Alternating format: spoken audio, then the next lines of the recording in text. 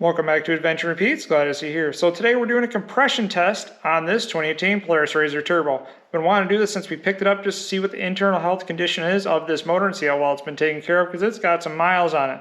And first thing we need to do is we're going to start in the passenger rear seat to pull the fuel pump connector off. So make sure we're not sending fuel back into the injectors and into the cylinders while we're trying to do a compression test as well. You don't have to do this, but for me, I just like not adding more fuel into the things that could possibly catch fire. So I'm just doing that as a safety precaution. So passenger seat, disconnect it, and go from there. And this is the plug right there. We're just going to disconnect this. So that way it's safe and we don't have to worry about fuel being added. Then next in the back, we got to pull up our rear hatch cover to get to the spark plugs that are right here. And from here we're going to pull plug wires, so just normal ones like an automotive car, pop it off there, pull that out just like that, get some out of the way, and we get to the spark plugs down in the holes. From there, a 5/8 socket with a 6-inch extension works out great. If you don't have a spark plug socket, get a little magnet that helps you pull them right out from there, otherwise it drops right in there and pulls it out. So.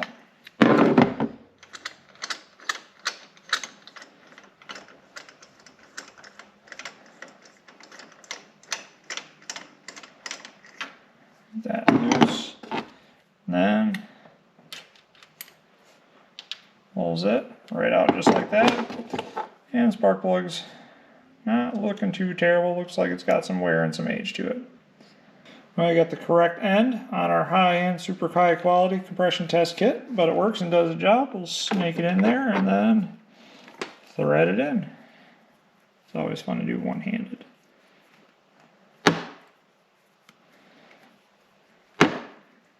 We get that down there, and looks like we're there.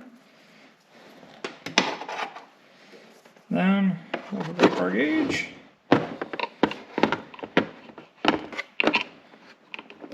Yeah, I'll do that one-handed, then we'll crank it over and see what we got.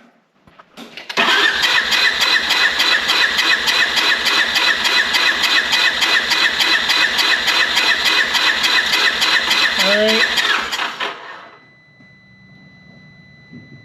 So that's all it takes to do a compression test on one of these motors. So what I was really looking for is, I know they say you're supposed to do it when the engine's hot, so the piston rings have the best chance of sealing on the cylinders themselves to make sure you get the highest number possible.